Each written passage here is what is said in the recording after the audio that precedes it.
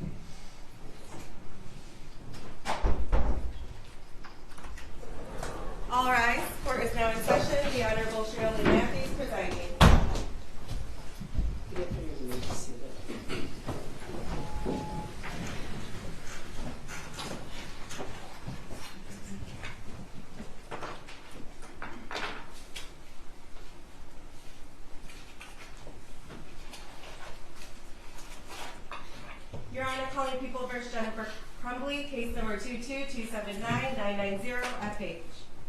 Good afternoon, Karen McDonald on behalf of the people. Thank you, Marquise, on behalf of the people. Good afternoon, I'm Shannon Smith on behalf of Jennifer Crumbley, who sits to my left. All right, are you ready for the jury? Yes. That's right. All right, I'm going to ask when the jury reads their verdict. After that, I want everyone to remain seated. All right.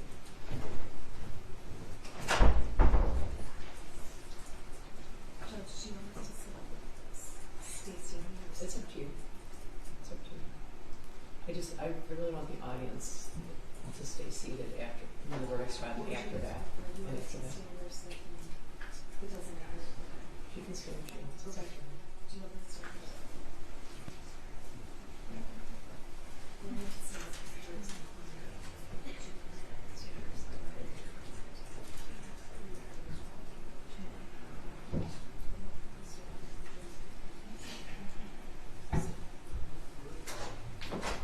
All rise for the jury.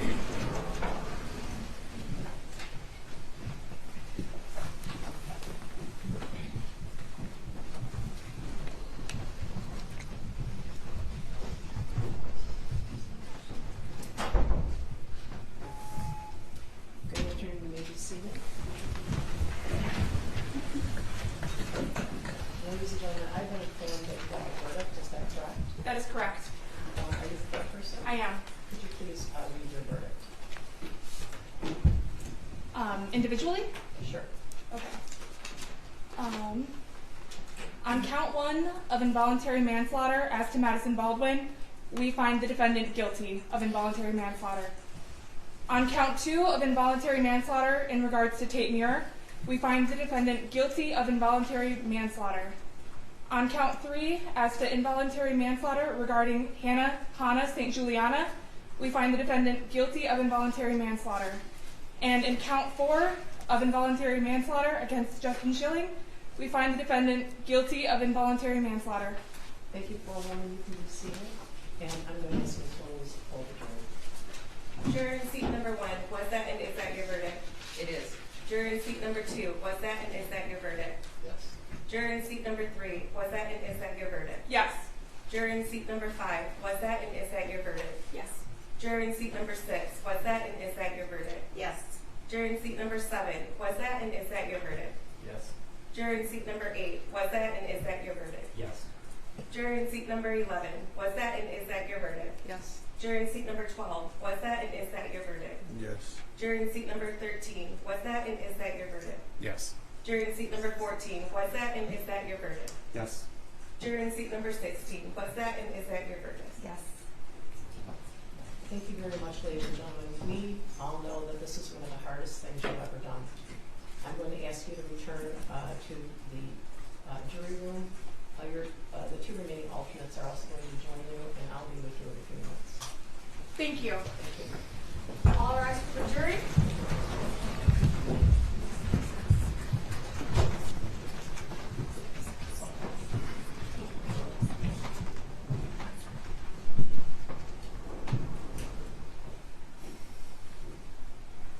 All right, you may be seated. Time as we vote, and I'm considering April 9th at 9 o'clock in the morning for sentencing with that. That should be fine, Judge. Thank you. Ms. Smith. April 9th at 9 o'clock is fine, thank you. All right. I'm going to ask everyone to remain seated while the defendant is taken out of the courtroom. All right? All rise.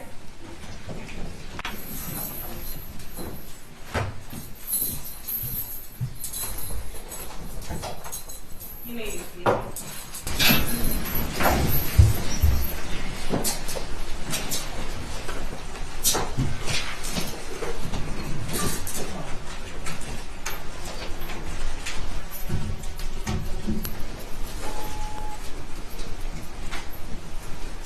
Jennifer Crumbley there just exiting the courtroom. This, of course, is a groundbreaking case.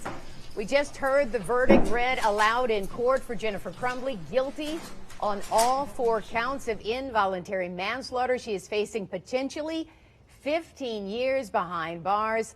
The nation, Heather, has been watching this case. We've been going back and forth, speaking with legal experts. We just heard former prosecutor Todd Flood talk about some of the case presented in this case, some of the evidence presented in this case. Hundreds of pieces of evidence, 7 days of testimony. Obviously, both sides have been preparing for years for this. She's been in custody this whole time. She's going back into custody, obviously, because, again, guilty on all 4 counts of involuntary manslaughter. Parents throughout this process, the parents of the victims have been talking about the need for accountability. Absolutely. They needed accountability from the school. They need accountability from the judicial system. They just got that, at least in this first of the trials.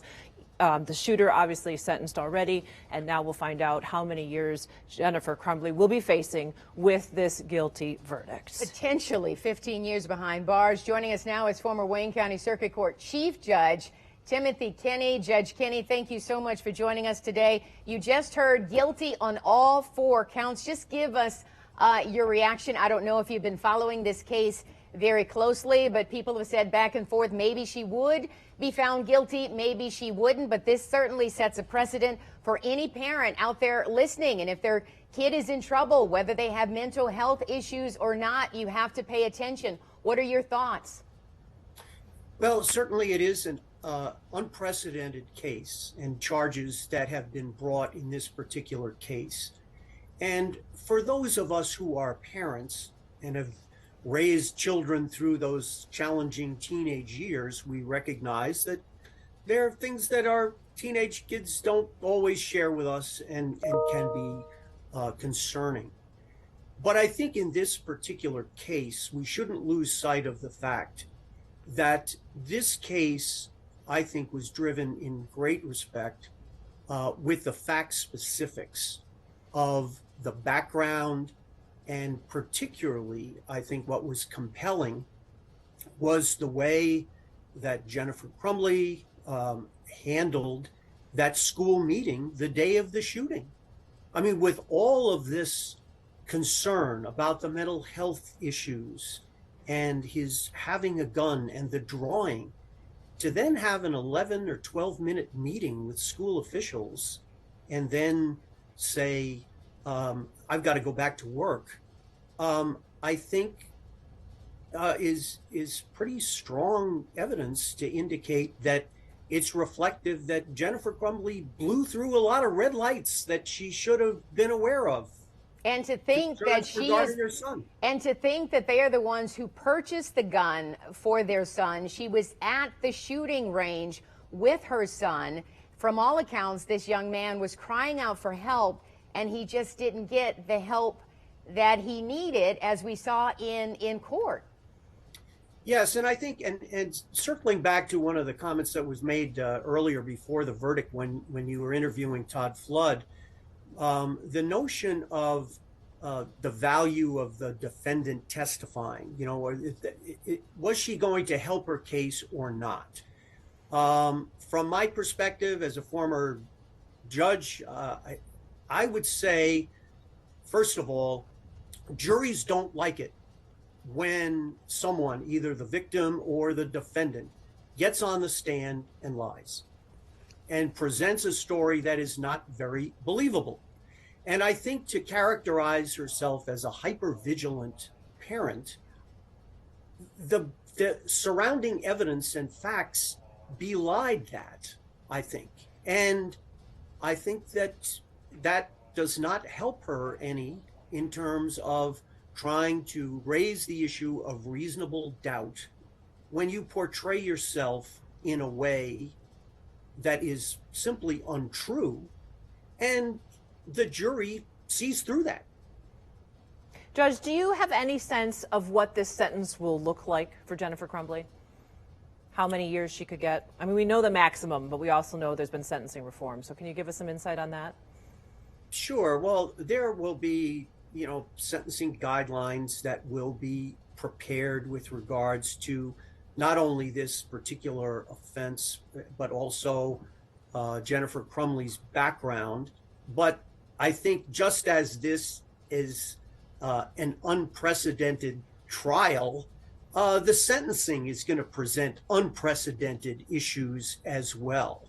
And there will be an opportunity once again for the families of the 4 victims to make impact statements. And, you know, the reality is, I mean, you have these young lives that have been tragically lost, and multiple lives murdered. That's going to have an impact, I would think. But I would have every confidence that the judge will be mindful of all of the standards that are set forward here. But I mean, I would think that certainly a prison sentence is inevitable. Well, Judge Kinney, we certainly appreciate your time, sir, and giving us insight, because like we've said over and over again, the eyes of the nation are watching this case. I'm sure a lot of people are thinking, oh my goodness, that could be me. But thank you so much for your insight. We're going to go back to the courtroom now with our reporters, Sarah Michaels and Kimberly Craig. They've been following this case very, very closely. I think of people, I mean, you could have gone either way in terms of what you thought might happen today, but I'm sure a lot of people are paying close attention with 4 counts of involuntary manslaughter and her being found guilty. Sarah, you're listening in. What are your thoughts? What are you hearing from there? Well, it's a historic verdict with so much weight around it, and my colleague Kim Craig was inside the courtroom as the jury was delivering that verdict. And Kim, you were saying that, understandably so, the jury was quite emotional. Yeah, I remember seeing some of the jurors, some of the women jurors, they were looked like they were crying, looked like they were very emotional, teary-eyed, dabbing some tears. Obviously, they've been deliberating since yesterday, 10 a.m., and they've really put a lot into this. And even Justin Schilling's father told us yesterday that he understood that this was a monumental task for this jury. You know, like you said, a historic verdict. And so this jury has really been paying close attention. We keep looking over our shoulder here because we're waiting for the parents of Justin Schilling to come out. But this jury, they really paid attention. I saw a number of jurors taking notes throughout the process. Even Justin Schilling's father was taking notes throughout the process. And the judge, I think it may have been taken longer than some people may have anticipated, because the judge instructed the jury. She said, if you want to look at any of the videos, you have to look at the entire video. You can't just fast forward to any particular clip, such as when they brought the Crumbleys in to speak to their son at the sheriff's office, when the Crumbleys were in the back of the police vehicle.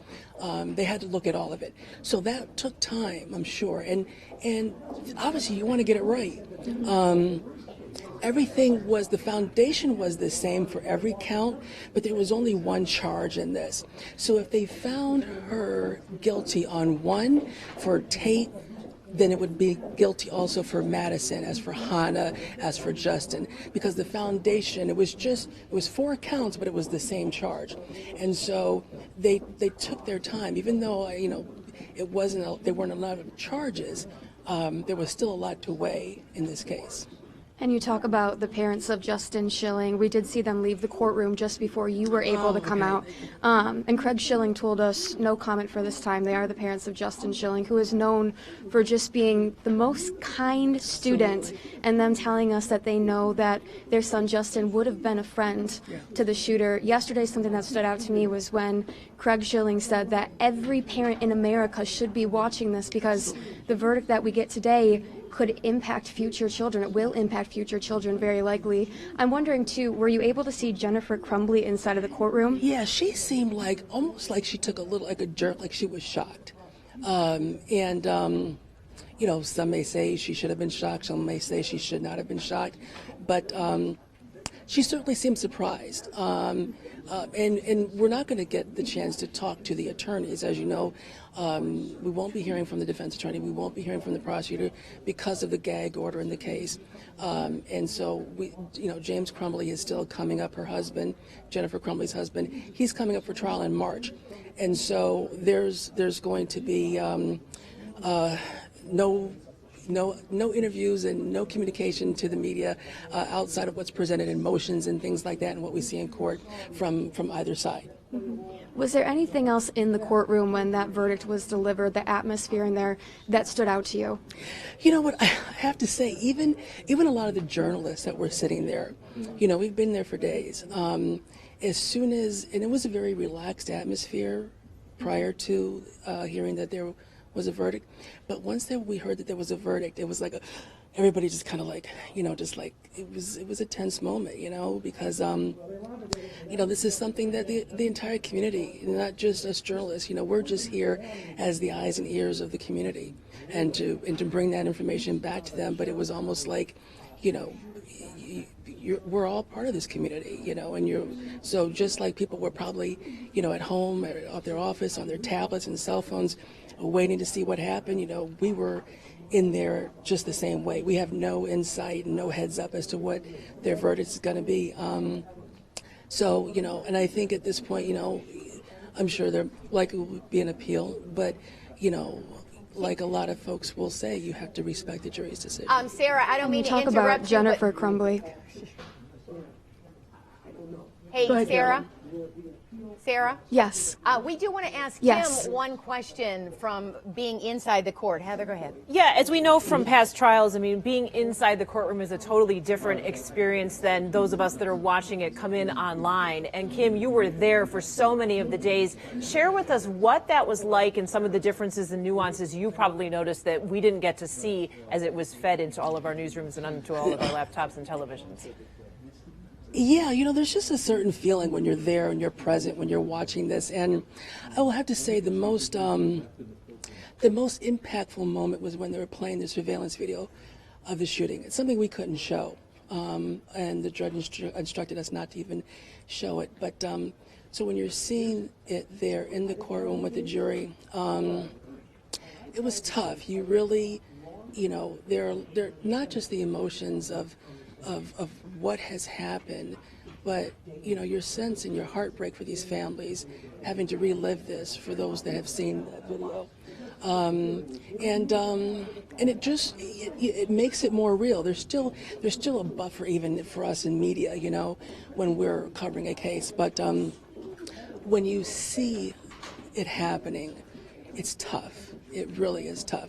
And I've been doing this for a long time, but it doesn't get any easier when you think about what these families have been through, what they've gone through, what they're going to continue to go through for the rest of their lives. And like I was telling you earlier, Sarah, Heather, and Carolyn, the jury was really paying attention to it, and that was remarkable. You know, we're not, of course, allowed to show you the jury, but this jury was really paying attention. They were taking notes, and so you had to believe in your heart when they were done, they were going to come up with the verdict that they believed was just. And when you think about it, Kim and Sarah, I mean, we got a chance to speak to the parents of Justin. We spoke to the parents of Hannah and Tate and Madison, and they all wanted justice for their children, whether it came from the school or for the parents they believe are responsible for their children now being in heaven. This affected this entire community, and they are still grieving.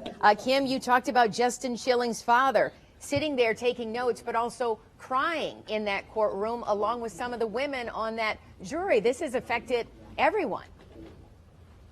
So many people. I mean, it's, you know, and Sarah, you know this as well. It's like when you're sitting in there, it's like, you know, you're right next to the people that have lost, you know, loved ones. And something that was, you know, I'm sure that Mr. Schilling's father shares the same sentiments, I know he does, that every parent does that lost a child or that was injured or affected in the shooting, and that they want justice from top to bottom. They want accountability from top to bottom. And so whether it be with the parents, you know, the shooter has obviously been sentenced to life. Now we'll see what Jennifer Crumbley's sentence will be in April. And then, of course, her husband.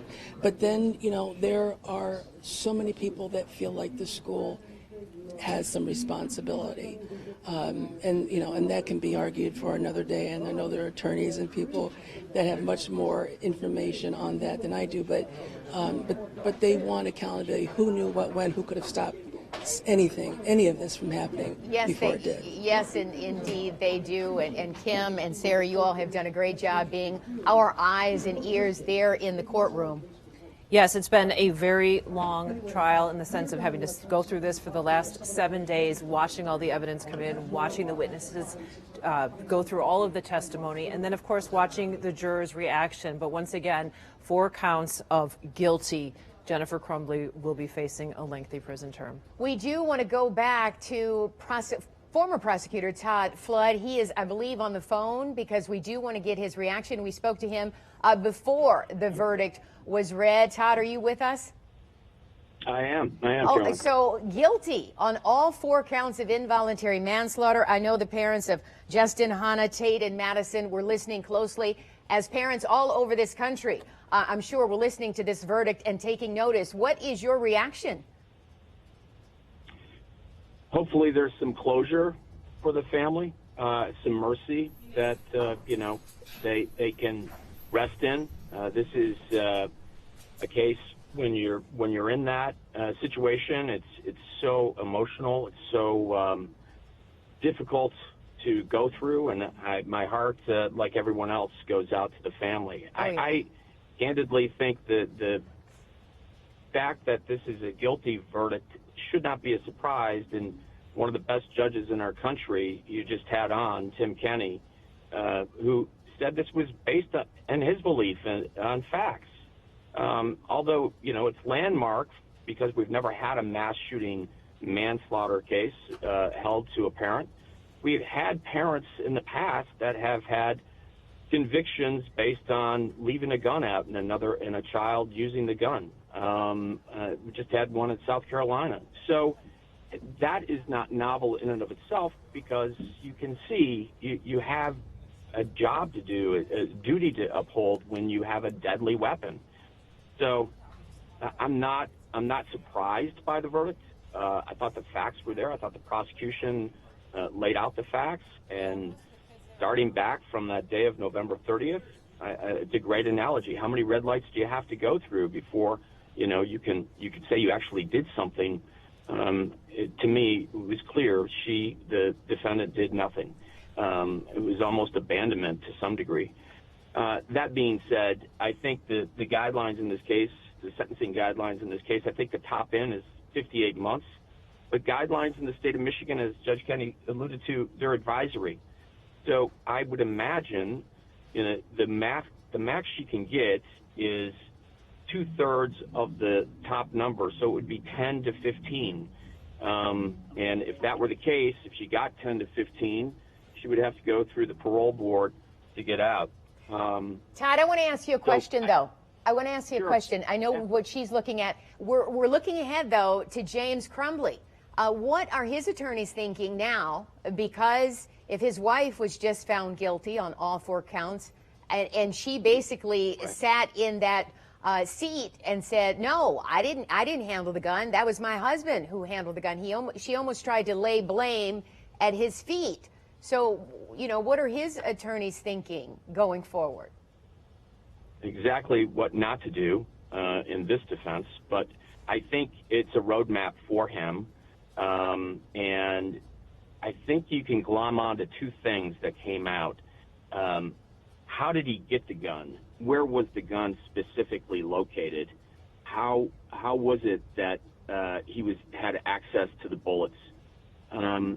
If that is anything, you would definitely want to pierce down onto those elements, those facts, because the jury had those questions. Also, they wanted to know about the shooter. Why didn't he testify? Well, he was going to claim the 5th. We all knew that. But you might want to have some way or some ability to address that. So I could see that taking place in the defense strategy. My thoughts really about an effective defense would not be getting into your personal life, your family lives. I think it would have to really deal with showing he could not want this to happen, 1, and 2, couldn't expect it to happen. That's really got to be the defense. And I think the roadmap is there for him. Well, Todd, again, it's all going to boil down to facts. Absolutely, Todd. We're going to. Todd, we appreciate your time. We appreciate your insight, as always, your analysis. You have been here for us and giving us a roadmap into that courtroom. But, oh my, a lot of people talking about this case today, really, across America. Very historic decision. Of course, this all goes back to that tragic day none of us will ever forget. It was November 30th, 2021. Go ahead. The Crumbleys were summoned to school after a teacher found a disturbing note on their son's desk depicting a gun, a bullet, and the words blood everywhere. The thoughts won't stop. Help me. Critical in this case. A meeting with his parents took place at the school right around 10 a.m. They were advised to get counseling for their son within 48 hours, but the shooter was allowed to return to class, and his backpack was not searched by either his parents or the school. Then, just before 1 in the afternoon, the 15-year-old emerged from a bathroom with the gun his father had bought him days before, killing 4 students, wounding 6 others and a teacher. In October of 2022, the shooter pleaded guilty as charged to all 24 charges against him, including terrorism and first-degree murder. In December of last year, the now 17-year-old was sentenced to life in prison with no chance for parole. Now, at the foundation of this case, the 4 young lives lost at Oxford High School. Tate Meir, 16 years old, the football star who made the varsity team as a freshman. He was beloved. He was also an honor student and kind to all. We heard that over and over again. Over and over again. Hannah St. Juliana, 14 years old, a basketball player remembered for her kind heart and silly personality and just her passion for the game. She was just about to make her debut with the Oxford team. Madison Baldwin, 17 years old, remembered as a beautiful, bright, sweet girl, an artist who loved to draw, to read, and to write. She was due to graduate and looking forward to college. And Justin Schilling, 17 years old, a scholar and lettered athlete who relatives say had unlimited potential. Those who knew him say Justin was simply just a pleasure to be around. Yeah, we heard that his dad was in that courtroom. 4 lives, all gone too soon. 4 lives that will never be forgotten. 4 lives taken in a place where everybody thought they were safe. We have heard from all of their parents. I know they were watching today. Absolutely. Now stay with 7 Action News and WXYZ.com for continuing coverage of the guilty verdict in the trial of Jennifer Crumbley. We will update you on air and online as the story unfolds. This has been a breaking news alert. We now return you to our regularly scheduled program, already in progress.